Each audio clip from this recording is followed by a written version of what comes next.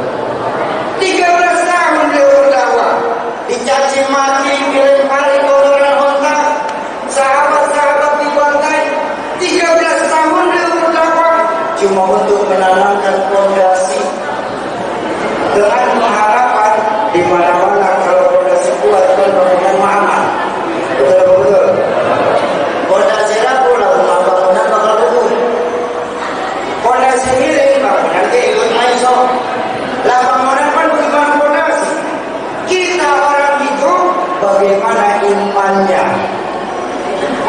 Iman yang tidak akan terlihat pasti, tapi gejala dari keimanan itu yang akan terlihat.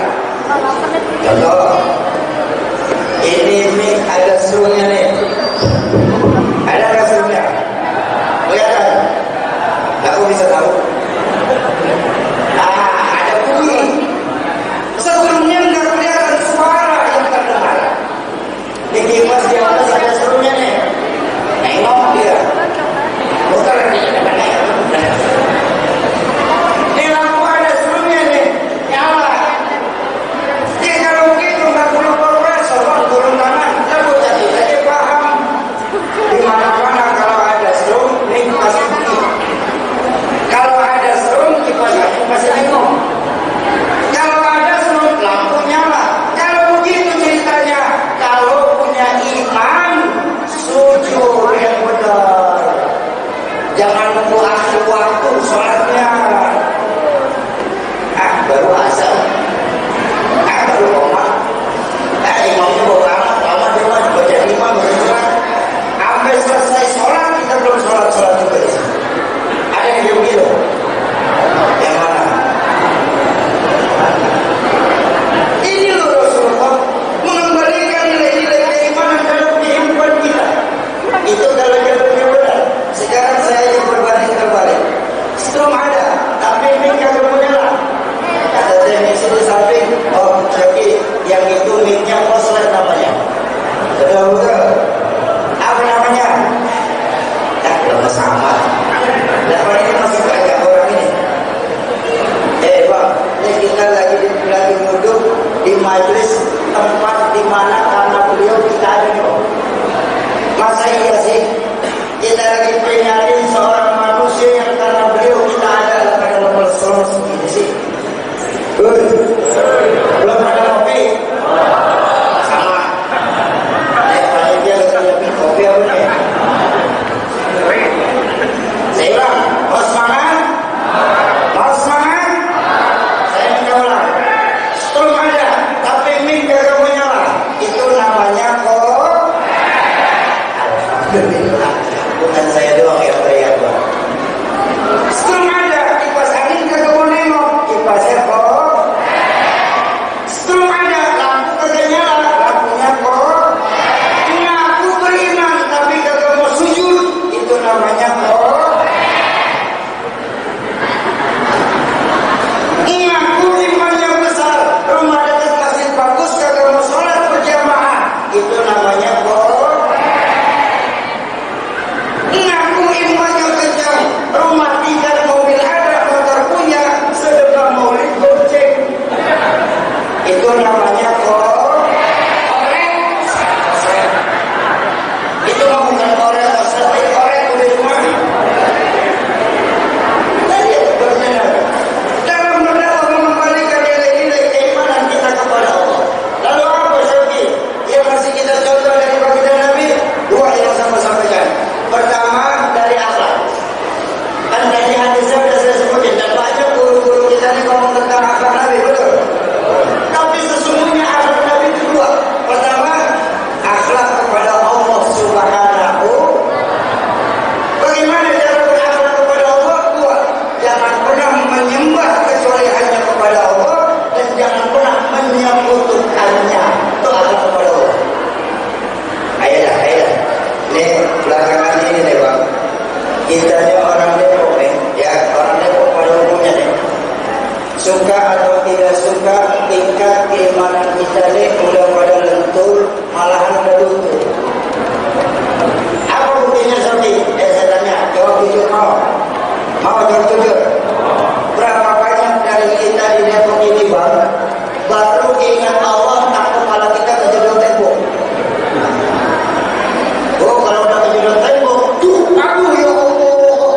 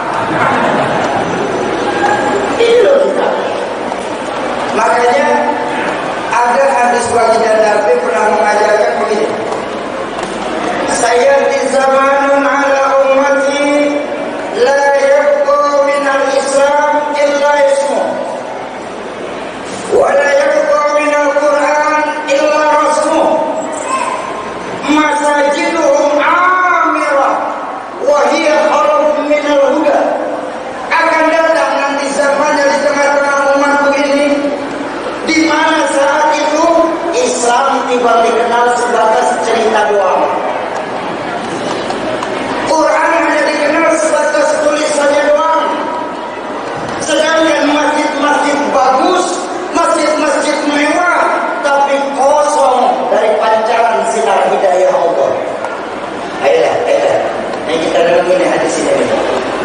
Betapa banyak hadis-hadis baginda Rasul yang diucapkan hampir 15 abad yang lalu, saat ini mulai terjadi kebenaran. Boleh saya tanya? Boleh saya tanya? Masjid-masjid yang ada di Depok bagus-bagus apa kagak? Alhamdulillah. Musola yang ada di kampung kita bagus-bagus apa kagak? Ya, musola sekarang pada pakai AC. Betul? Tapi tengoklah fungsi masjid dan musola yang ada di Depok ini, Bang. Udah kagak ada ubahnya, sama kayak museum. Tahu museum? Tempat penyimpanan barang-barang antik. Yang isi masjid dan surau di tempat kita ini rata-rata 50 tahun ke atas. Coba tengok sebelah. Kalau sesok jangan tengok aja sebelah. Barang amkiran semua udah.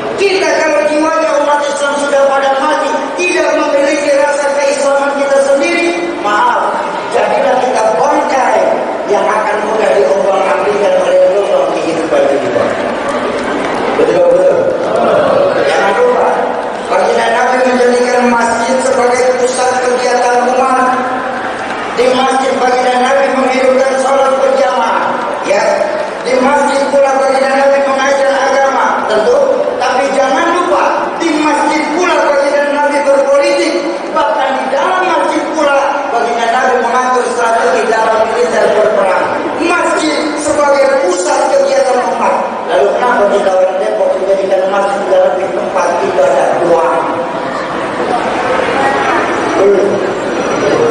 Kalau udah habis sholat berjamaah masih kita udah kayak kuburan bang. Betul-betul. Ini yang kita prihatin sekarang. Ada orang yang ngomong politik di masjid langsung dilarang. Baginda Nabi itu berpolitik. Bukan perjanjian Ubaidiyah, bukan perjanjian Baitul Makkah. Lihat piagam Madinah, di mana baginda Nabi membuat itu semua? Dalam masjid bang. Ini kalau ada orang ngomong politik, di masjid nggak boleh ngomongin politik. Masjid itu tempat ibadah, politik itu kotor. Salah bang. Ini strategi mereka untuk menghancurkan Islam dari dalam. Ayo tunjukkan. Kalau bukan di dalam masjid, di mana kita mau jujur? Pernah kita? Kalau kita umat Islam nggak mau peduli sama politik kita, maka percayalah nanti 2024 kita akan lagi jadi penonton di lapangan sendiri. Kita bakal jadi tamu di masjid. Kalau kita udah nggak mau ngomongin politik, kata siapa Islam nggak mau politik? Cuma politik Islam, saya salah politik Islam. Warnanya dua, hitam, putih. Itu politik Islam. Politik Indonesia abu-abu. Ini bahayanya bang. Jadi kalau ada orang besok ngomong jangan berpolitik di dalam masjid Saudi, jangan dengerin. Tapi juga kita harus kasih tahu kepada guru-guru kita, silahkan bicara politik, tapi tetap aqaidah dalam Al-Quran bil hikmah wal mau'izatul hasanah. Jelaskan politik itu secara baik dan bijak. Islam ini mengajarkan politik. Jadi kita umat Islam nggak boleh putar-putar amat bang. Si amat juga putar kok.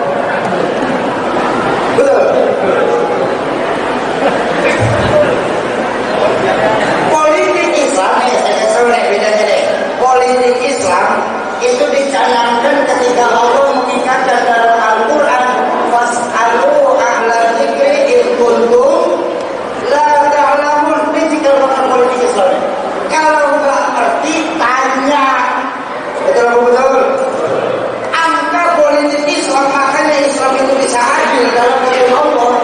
Angka Islam itu banyak dan ahlinya. Sedangkan politik Indonesia 50+1 nggak akan pernah bisa adil. Kalau begitu Saudi kan sama-sama 50 Saudi. Ini contoh aja ya. Ada 3 orang kiai berdebat sama 10 insinyur soal kunut. Kira-kira pegang mana? Pegang mana? 3 kiai itu Islam, politik Islam. Tapi politik Indonesia 10 insinyur yang menang. Makanya sampai sekarang perbedaan istilah pada selesai. Kenapa? Yang ngurusin 10 insinyur. Betul?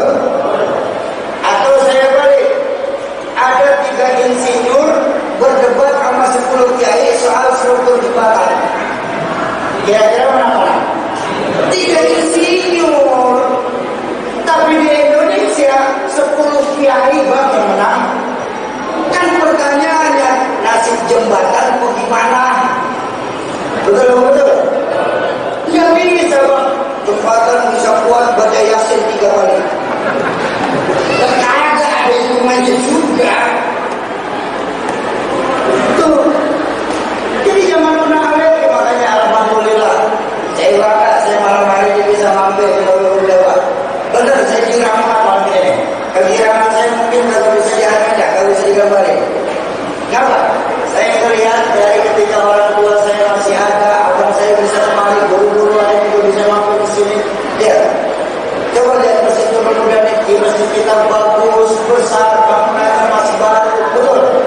Ada pakai AC, jamaah nyaman dalam ibadah. Alhamdulillah. Kegiatan beragama juga Nurul Huda juga selalu jalan. Peringatan Maulid, peringatan Isra Mi'raj, setahun baru Islam, betul. Nuzul Quran yang sekarang berjalan momennya, betul. Alhamdulillah. Sholat berjamaahnya kata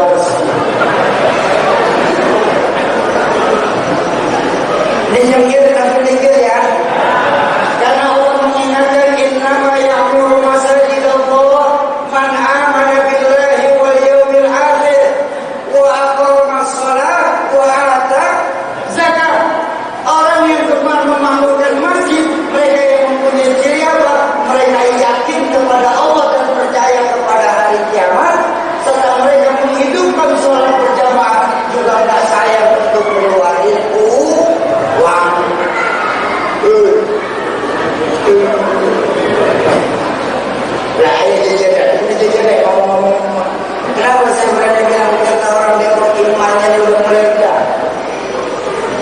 Ini belakangan ini kita di Depoknya lebih sering percaya angka matematika daripada angka Allah. Kagak percaya. Padahal dalam setiap kehidupan kita di masing-masing ada 3 angka yang kagak boleh bisa. Angka matematika, angka sosial, sama angka kehidupan, sama angka Allah. Di 3 angka ini sifatnya bertolak belakang satu sama lain. Angka matematika sifatnya mutlak dan tidak boleh ditawar. Rumusnya banyak, minimal 4 sifat rumus matematika dasar: penambahan, pengurangan, pembagian, pengalihan. 1 tambah 1 sama dengan 2, 1 kurang 1 sama dengan 0. Itu matematika. Nggak ada 1 kurang 1 setengah. Kamu bisa setengah karena kenal. Dan matematika mah bodoh amat. Dia mau kenal kagak 1 kurang 1 itu tetap 0. Kenapa? Karena memang sifat angka matematika mutlak. Tapi kalau angka sosialnya angka aneh. Rumusnya pun abstrak. Hasilnya fluktuatif. Ya percaya ini angka sosialnya, saya kasih tahu. 1 orang takut ditambah 1 orang takut, maka hasilnya 2 orang salah, 2 orang setengah berani. Kenapa setengah berani? Ya kalau berdua. Kalau sendiri takut wajar. Tapi kalau udah berdua, dia berdua takut ya biasanya berdua ya, berdua aja. Itu setengah berani. Tapi kalau udah ditambah lagi 1 orang takut, ditambah 1 orang takut, ditambah 1 orang takut, maka hasilnya 3 orang pemberani. Kenapa jadi berani? Kita. Nah kalau sendiri masih takut, cemen namanya. Betul. Itu angka sosial aneh, fluktuatif tergantung situasi kondisi. Ada lagi angka sosial ajarin. 1 ekor musang ditambah 1 ekor ayam, maka hasilnya 1 ekor musang. Kemana ayamnya? Dimakan musang itu angka sosial. Aneh. Apa angka sosial mengajarkan? Angka sosial mengajarkan angka kehidupan. Artinya apa sih? Kalau kita sadar kita masih setengah baik, jangan coba-coba kita berteman sama penjahat. Kenapa? Karena insya Allah kita bakal ikutan jadi badar. Tuh angka sosial. Makanya kalau Bapak Ibu ingat, dulu orang tua saya,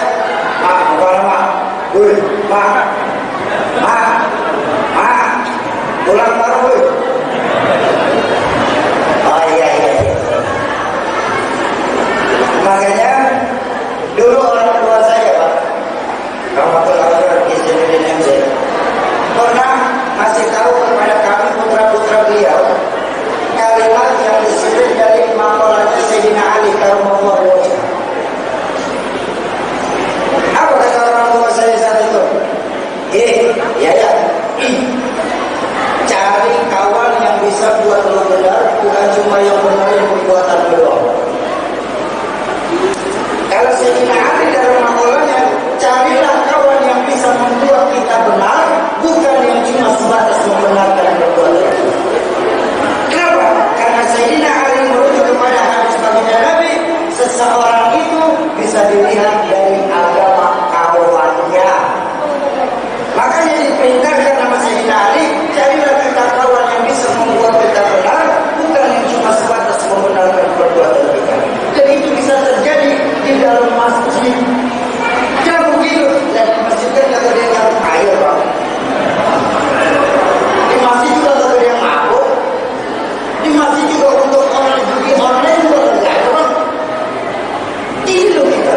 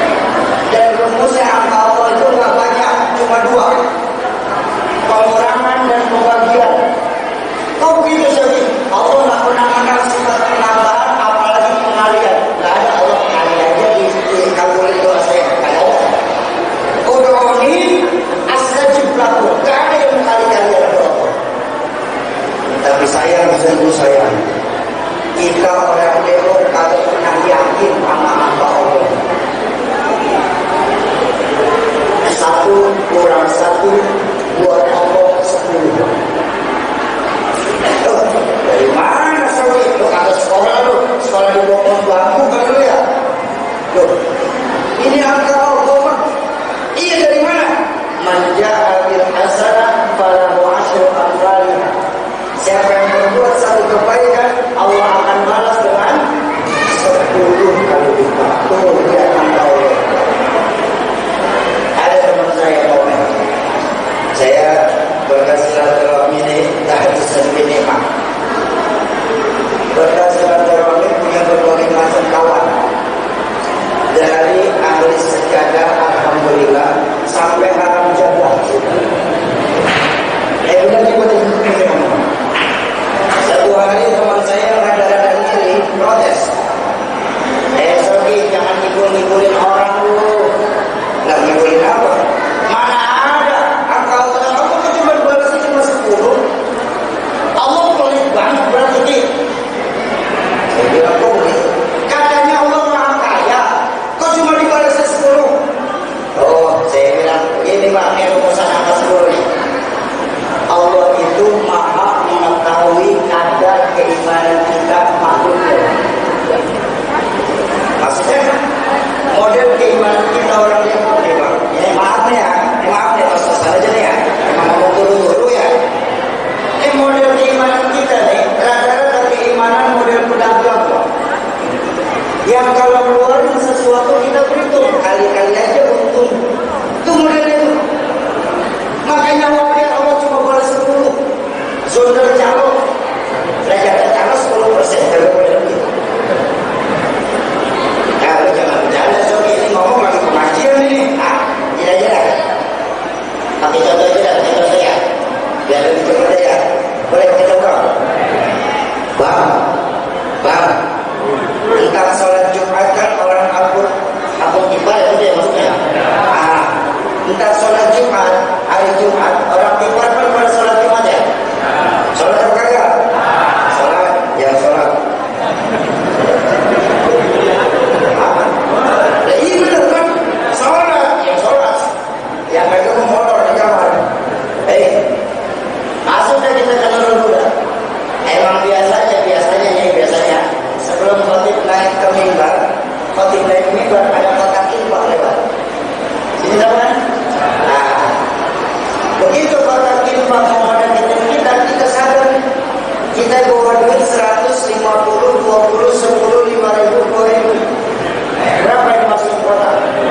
Ya, sedikit aja maksudnya banyak. Ya, lama-lama, ayo lama. Bang. Jadi jangan pernah kita nyalain Allah ketika rezeki kita hari ini cuma 20.000. Kenapa? Karena itu berkah sedekah kita 2.000 kapan waktu. Ingat, Allah memberikan apa yang kita butuhkan, bukan yang kita minta. Katanya Hawaii ngajarin Pak, guru kita nih ngajarin apa? Ama Allah kita tuh disuruhnya banyak minta, bukan minta banyak. Ya, ama Allah kita disuruhnya banyak minta, bukan minta banyak. Kenapa sih doa Nabi, jangankan Nabi doa, baru tersirat Allah kabulin. Kenapa sih para guru-guru kita beliau berdoa nih, baru rapi tutup muka udah dikabulin sama Allah? Karena sepele Pak. Ini berapa puluh kali kita baca sampai sholat apa? Iyyaka na'budu wa iyyaka nasta'in. Terus kalau na'budunya benar, nasta'innya pasti loncer. Kenapa? Karena akhir wawu dalam kalimat wa iyyaka nasta'in bukan wawu sembarangan. Itu wawu yang kagak boleh bisa. Kepadamu saya menyembah, juga kali-kali aja kepadamu kami mohon pertolongan. Kagak ada. Karena wawu dalam kalimat wa iyyaka nasta'in dalam ilmu Quran disebut wawu ma'iyah. Wawu yang kagak boleh terpisah dengan kalimat selanjutnya. Satu paket. Kerja dulu, nanti akhir bulan digaji pasti dibayar. Tuh paket tuh. Bahkan Rahmatul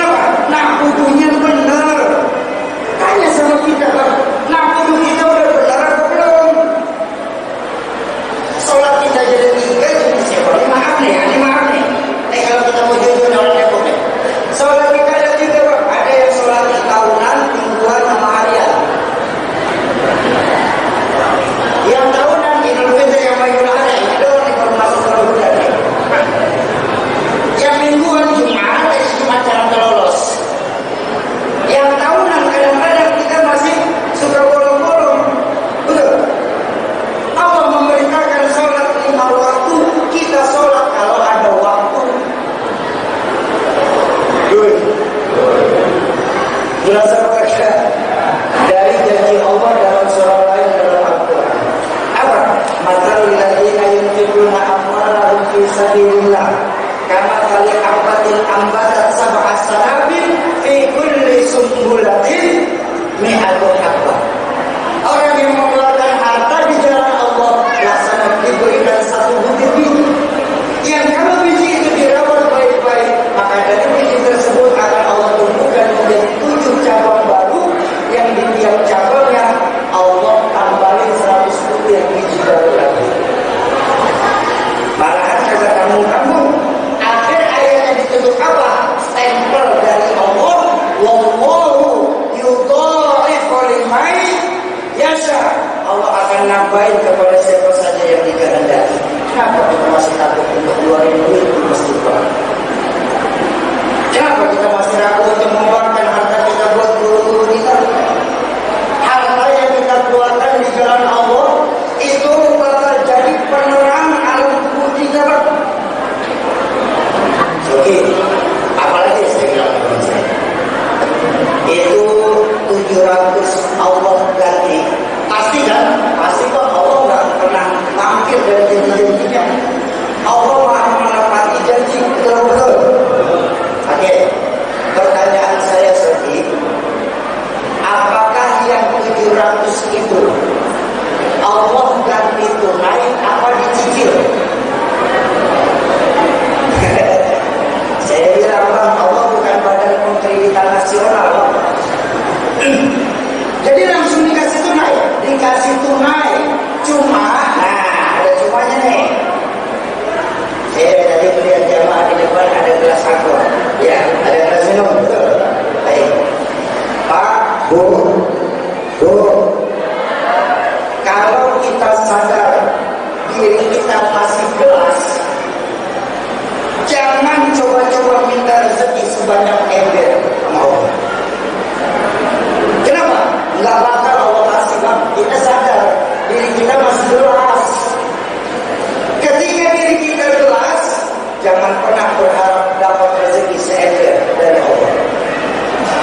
Loh, katanya Allah maha kaya. Allah maha kaya, tapi ingat rumusan Allah. Allah memberikan apa yang kita butuhkan, bukan yang kita minta. Jadi kalau diri kita sadar kita masih gelas, jangan pernah minta rezeki sebanyak ember, karena nggak akan Allah kasih. Terus lagi, bagaimana lagi caranya supaya kita jadi punya rezeki sebanyak ember? Oh gampang, gedein dulu media diri kita nih, tingkatkan kembali keyakinan kita sama Allah. Caranya lagi banyak caranya bang untuk buat diri kita media jadi ember. Sedekahnya yang tadinya 3 hari Jumat itu pun 2.000.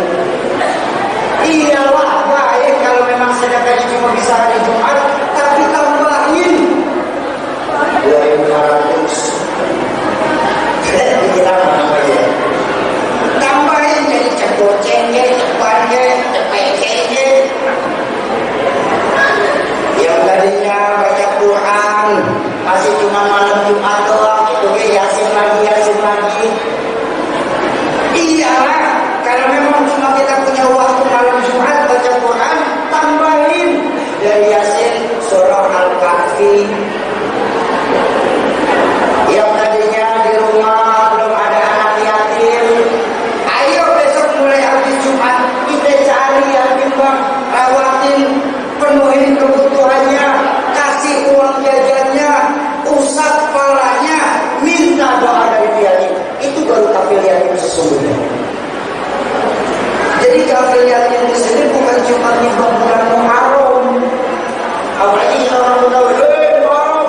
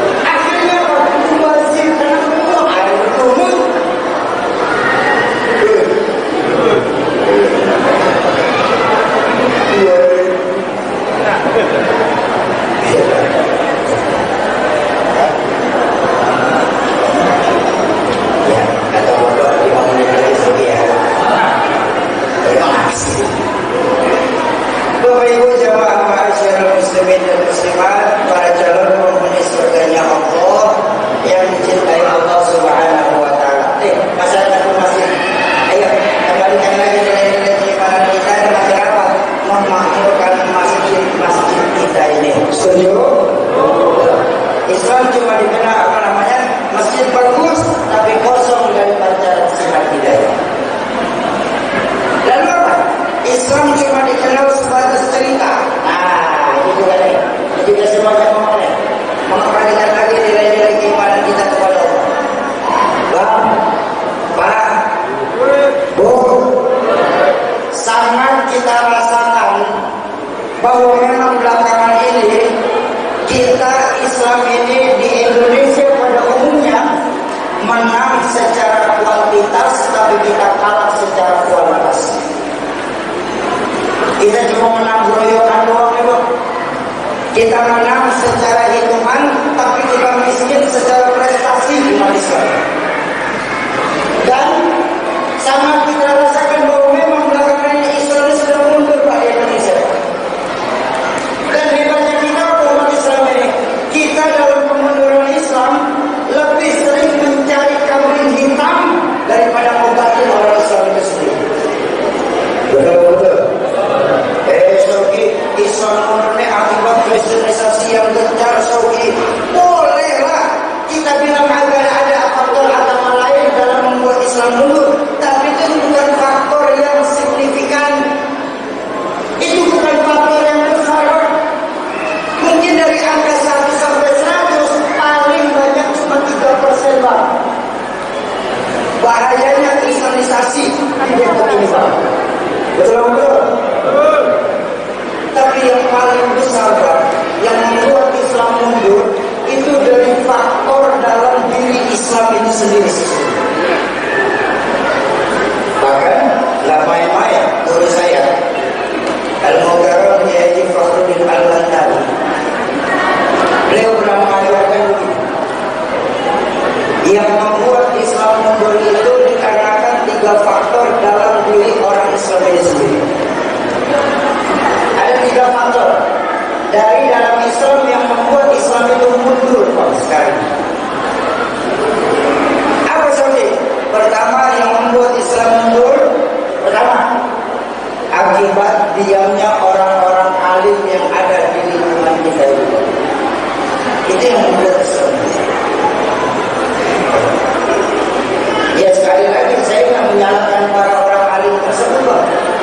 Mungkin beliau-beliau sedang lupa bahwa dalam Islam ya memang kita diperintahkan amar ma'ruf, tapi kita disuruh untuk melakukan nahi munkar. Karena itu Islamnya ada amar ma'ruf, ada nahi munkar. Tapi maaf, berapa banyak dari kita yang bisa melakukan amar ma'ruf tapi gak mampu melakukan nahi munkar. Pak, apa? Itu di sana ada yang lagi main judi Pak. Biarin ponakan saya yang main. Ponakan. Pak, di sana ada yang jual minuman Pak. Biarin kucing saya yang dagang. Kucing. Cuk. Iya, alim di sini bukan harus para ulama kita Pak. Apapun pekerjaannya, selama mereka berani beramal ma'ruf nahi munkar, itulah sesungguhnya orang alim. Petugas kelurahan, kalau mereka benar berani beramal ma'ruf nahi munkar, dialah seorang alim. Polisi, TNI, yang apabila mereka berani beramal ma'ruf nahi munkar, itulah seorang alim. Pejabat-pejabat, anggota dewan, mereka yang berani beramal ma'ruf nahi munkar, itulah benar-benar orang alim dalam pandangan Islam itu sendiri. Apapun pekerjaannya, selama mereka berani beramal ma'ruf nahi munkar, itulah orang alim yang ada di agama. Ya memang kealiman di sini umumnya ya memang bisa dan mampu menerapkan ilmu-ilmu kitab dalam kehidupan sehari-hari. Betul-betul. Memang kita sekarang lucu kita di dalam mentasbihkan seseorang.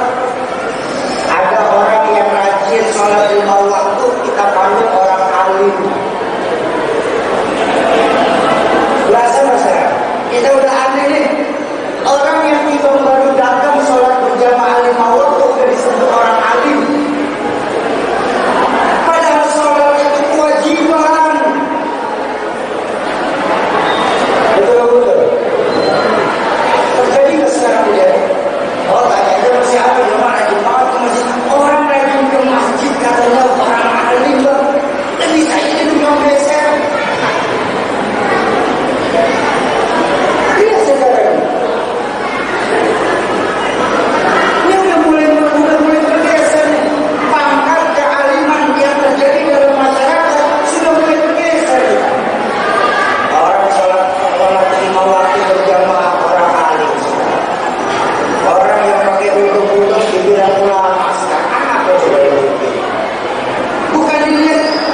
kalau dulu kealiman itu dilihat dari kedalaman ilmu, bukan tiba-tiba untung, bukan tiba sorban yang panjang kayak Batman. Tingkat kealimannya apa? Cukup lihat dari fikihnya.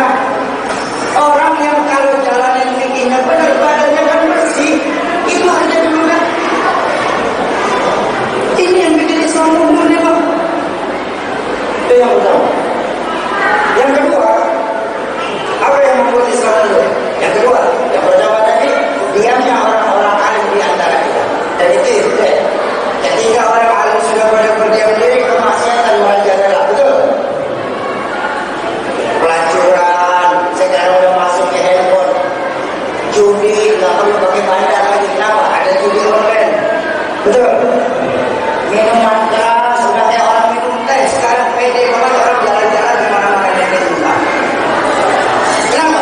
Dia punya orang-orang alim di sana. Lalu yang kedua apa? Yang kedua, fanatisme organisasi. Ini yang buat Islam itu.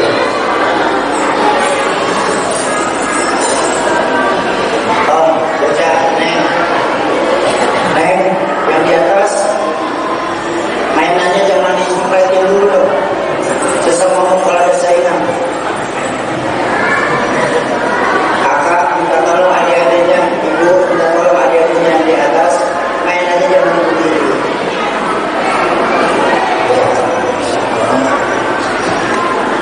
Bapak Ibu jamaah ma'asyiral muslimin dan muslimat yang berbahagia. Yang kedua, fanatisme kita sama organisasi. Ini yang membuat Islam mundur. Kita sering lupa apa? Baginda Nabi diutus ke dunia ini sebagai rahmatan lil alamin. Kalau saya boleh menjadikan sebuah benda kalimat rahmatan lil alamin ini artinya apa? Satu lingkaran besar yang kita umat Islam. Betul-betul. Saya tanya, dalam lingkaran ada sudut nggak? Dalam lingkaran kan tidak ada sudut. Betul-betul. Lalu kenapa kita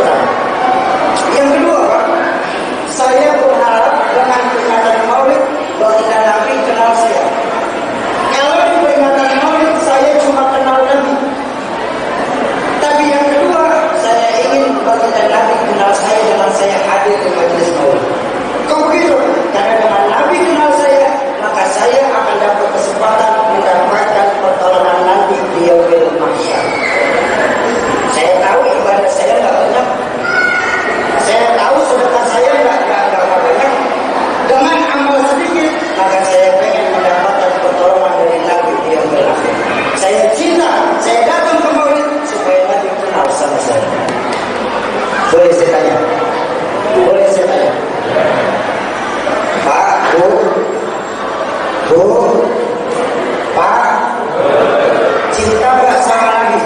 Nah, katanya, bapak-bapak saya, cinta nggak sama istrinya?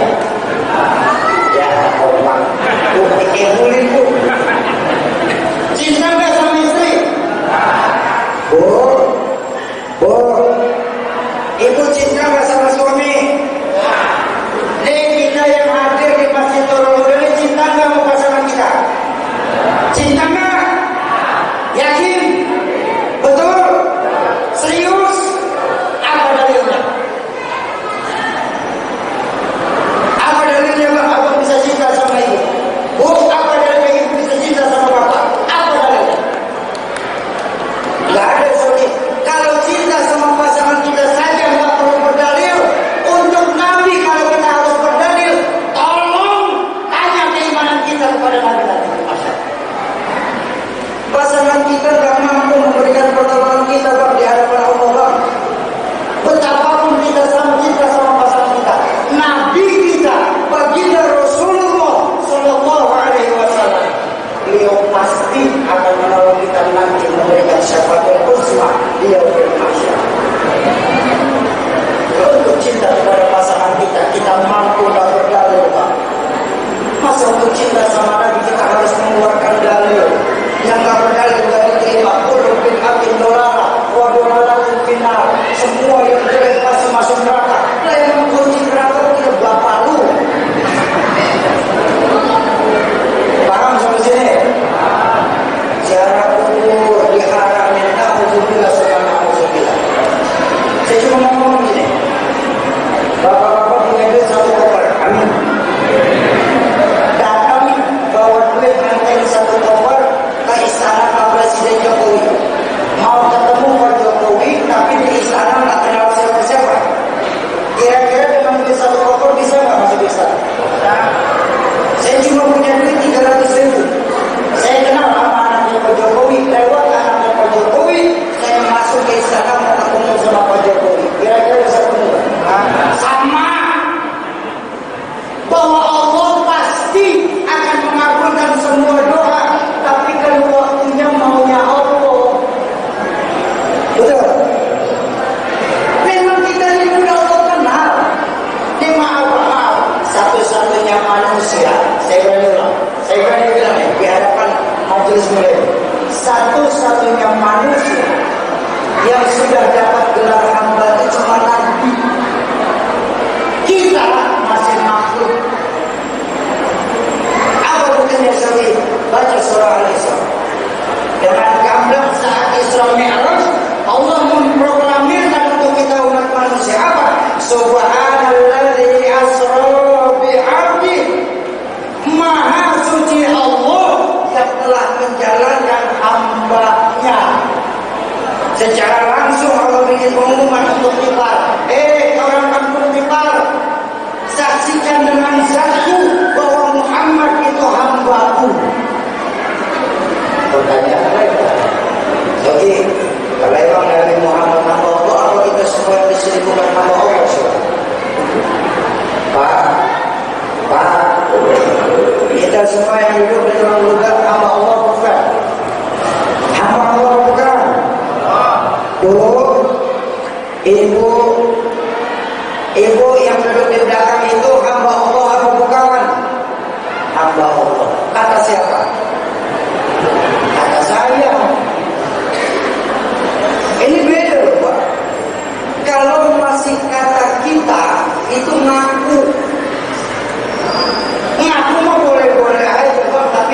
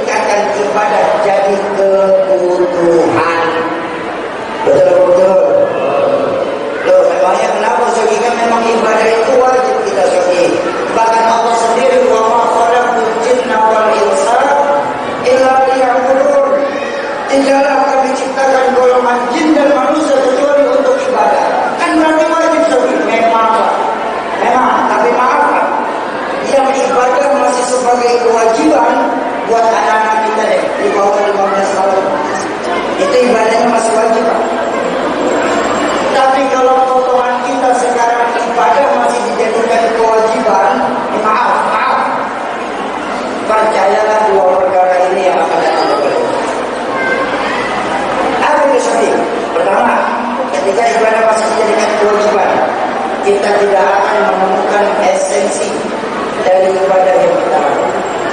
Kita akan mendapat pelajaran dari ibadah yang kita lakukan itu sendiri. Sholat kita yang penting kan itu sholat. Puasa kita yang penting kan itu puasa. Jadi malu ketua puasa. Haji kita yang penting kan itu pergi haji biar balik ketika dipanggil Pak Haji. Sementara esensinya kita tidak boleh. Contoh. Sholat yang kita lakukan. Apa dalam Al-Quran? Hakikat sholat itu kan? Apa pelajaran dari sholat yang kita lakukan? Inna sholata tanha anil fahsya'i wal. Sholat mampu mencegah perbuatan keji dan munkar. Itu janji Allah. Tapi saya tanya, maaf, saya minta maaf. Berapa banyak kita ditimbal ini? Orang sholatnya rajin, maksiat terlalu. Ngajinya setengah jam, ngomongin tetangganya masih setengah. Sedekahnya memang mau, tapi judi online-nya lebih banyak yang disortir daripada yang disedekah. Kenapa? Karena kita tidak menemukan esensi atau pelajaran dari ibadah kita. Yang kedua, dan ini paket Pak, nggak boleh bisa. Kalau yang pertama dapat, yang kedua pasti ikut. Apa yang kedua sedih? Kalau yang pertama kita tidak menemukan esensi, maka percayalah yang kedua ini apa? Kita akan menemukan yang namanya titik jenuh dalam ibadah yang kita lakukan. Aku sholat lima waktu, Allah belum kabulin. Mulai dari sholatnya, dari yang biasanya azan udah di masjid, udah tanah rumah. Sama gitu. Neng, jangan lari-larian, Neng. Ya, sama gitu. Bapak Ibu, yang namanya kewajiban bersama itu. Yang gampangnya biar gampang mengerti aja. Contohnya, kita ini orang laki ya. Awal nikah, lalu kerja. Cita-cita kita kan yang betul. Awal kerja nih, saat kita menikah nih, cakap awal menunaikan kewajiban saya sebagai kepala rumah tangga. Rata-rata orang laki kerja begitu. Betul. Apa? Kewajiban. Baik. Mungkin kalau masih setahun 2 tahun, lamanya 5 tahun, aman kerja, aman ya. Masih sebagai kewajiban. Tapi tengok saudara-saudara kita, kawan-kawan kita, yang mereka puluhan tahun kerja di tempat yang sama, dengan durasi yang sama, pulang jam 7, balik jam 5, berangkat jam 7, balik jam 5. Di kantor kerjaannya A, B, C, D, ketemunya sama orang tak lebih A, B, C, D. Selama puluhan tahun, berapa banyak kawan-kawan kita pilih mundurin diri dari kerjaan? Betul-betul. Kenapa? Menemukan titik jenuh dalam melakukan kerjaan itu. Tapi tengok, ketika ibadah dijadikan kewajiban. Kewajiban itu makan. Makan wajib apa butuh? Wajib apa butuh? Ada orang Depok yang kagak, yang apa namanya bosan sama makan. Lah gerakan makan kan gitu-gitu doang. Dari tahun atu diciptakan sampai wayang gini hari, gerakan makan cuma dari piring ke mulut. Betul-betul. Bapak makan minum piring ke mulut, gelas ke mulut. Besok sarapan lontong sayur, piring ke mulut. Ada orang bosan piring ke kuping. Kagak ada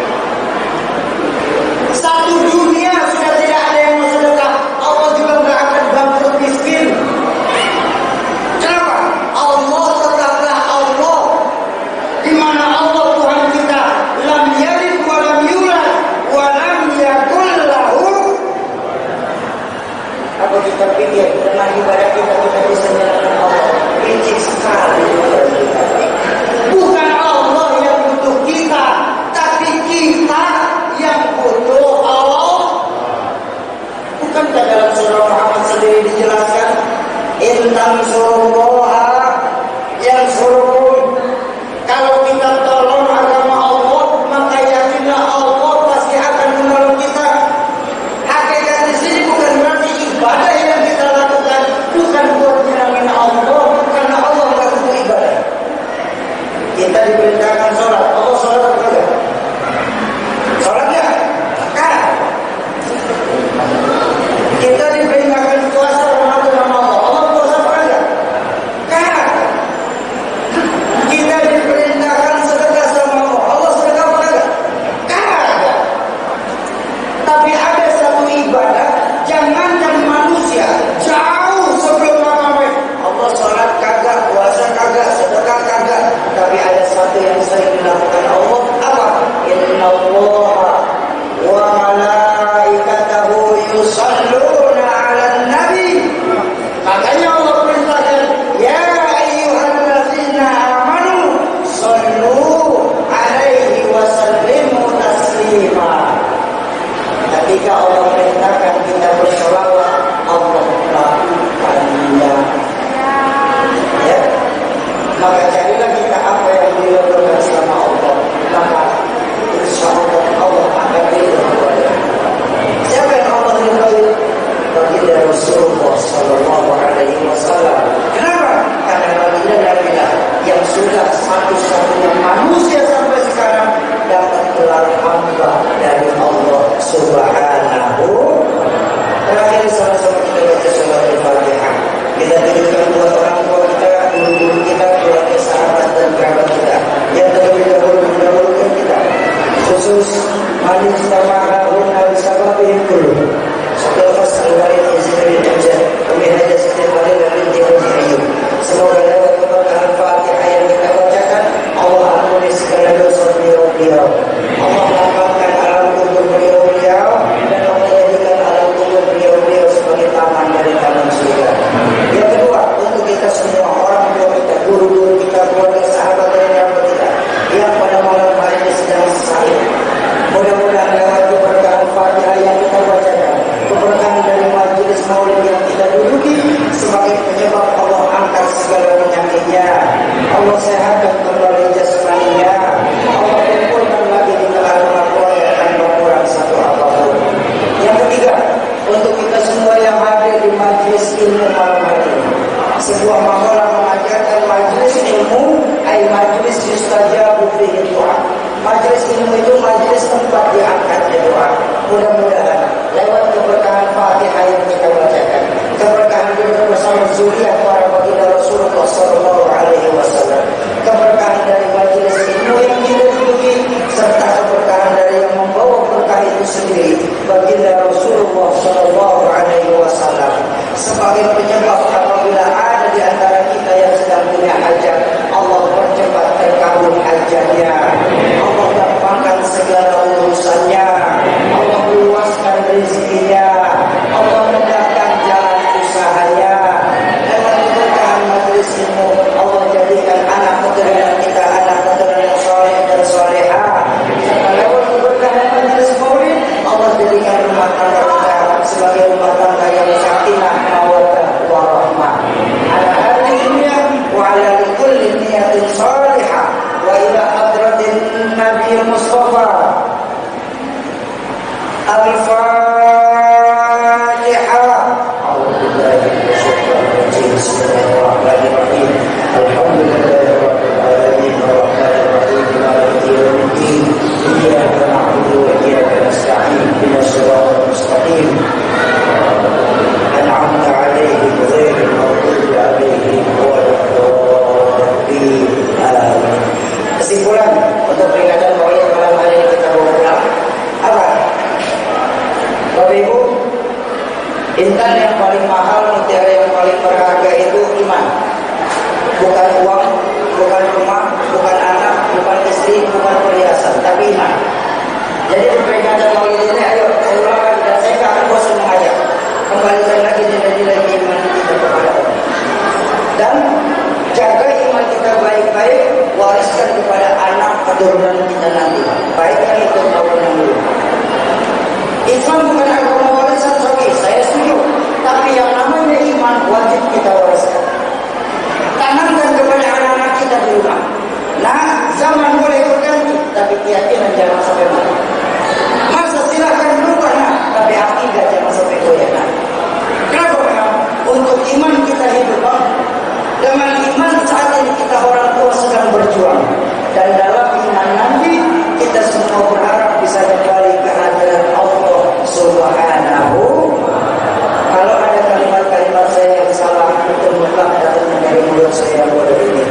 Sungguh saya berdiri di hadapan Bapak Ibu tidaklah lebih alim daripada Bapak Ibu yang duduk di hadapan saya.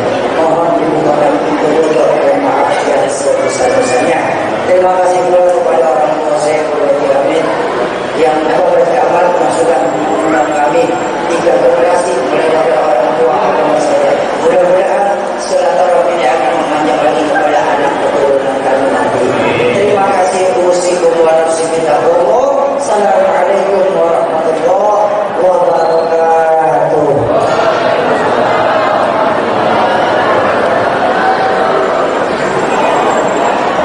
Allahumma salli ala sayyidina Muhammad wa ashghili zalimin bizalimin wa akhrij